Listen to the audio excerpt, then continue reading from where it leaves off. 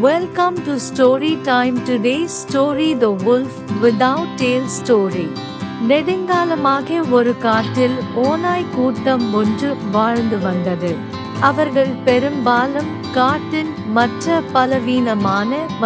பலவீனமான விலங்குகளை வேட்டையாடி சாப்பிடுவார்கள். இந்த ஓநாய்களில் ஒன்று தன்னை மிகவும் வலிமையாகவும் புத்திசாலியாகவும் நினைத்து கொண்டது.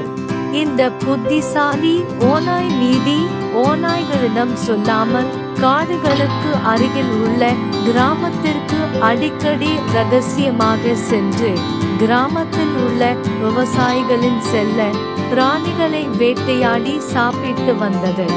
கிராமத்தில் ஏழை மக்கள் இந்த ஓநாயால் உண்மையில் நோய்வாய்ப்பட்டனர் மற்றும் அவரை அகற்ற விரும்பினர். எனவே இந்த ஓநாயை ஒழிக்க ஊர் மக்கள் அனைவரும் ஒரு அனுபவமிக்க வேட்டைக்காரனிடம் சென்று அவனுடைய ஆலோசனையை பெற்றனர். கிராமத்து ஏழை மக்களின் பிரச்சனையை கேட்ட வேடன் அவர்களுக்கு உதவ சம்மதித்தான். வேட்டைக்காரன் கிராமத்தின் அருகே சென்று ஓநாய் வரும் என்று எதிர்பார்க்கப்பட்ட வழியில் ஒரு பெரிய பொறியை விரித்தான். ஓநாய் வரும் வரை காத்திருப்பதற்காக வேடன் தானே மரக்கிளையில் அமர்ந்தான். சிறிது நேரம் கழித்து ஓநாய் கிராமத்தில் தோன்றியது.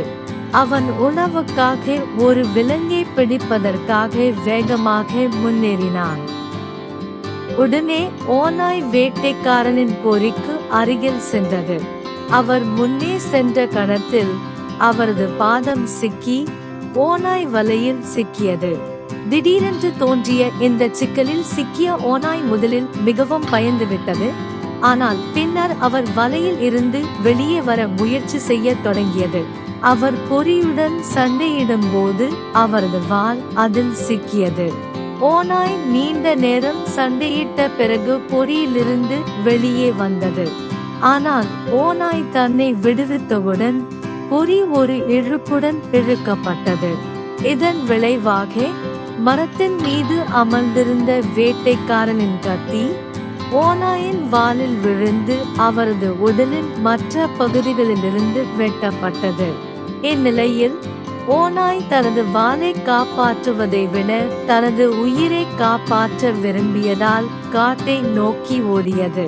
காயமடைந்த ஓநாய் தனது வால் இல்லாமல் மற்ற ஓநாய்களிடம் திரும்பிச் சென்றபோது அவை அனைத்தும் அவரை கேலி செய்ய ஆரம்பித்தன. ஓநாய் தனது நண்பர்களுக்கு முன்னால் மிகவும் வெட்கமடைந்தது. திடீரென்று புத்திசாலி ஓநாய்க்கு ஒரு யோசனை வந்தது. அதனால் அவர் தனது நண்பர்களிடம் ஒரு பொய்யான கதையை உருவாக்கினார்.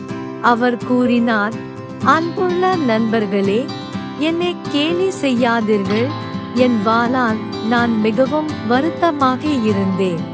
வேட்டையாடுவதற்கு நான் வேகமாக ஓட வேண்டியிருந்த போது அது எனக்கு ஒரு பெரிய தடையாக இருந்ததால் வேண்டுமென்றே என் வாளை நானே அறுத்து கொண்டேன். உங்கள் இரையை வேட்டையாடுவதில் எந்த சிரமமும் இல்லாமல் வேகமாக ஓடுவதற்கு உங்கள் வாள்களையும் வெட்டுவது உங்களுக்கு நல்லது.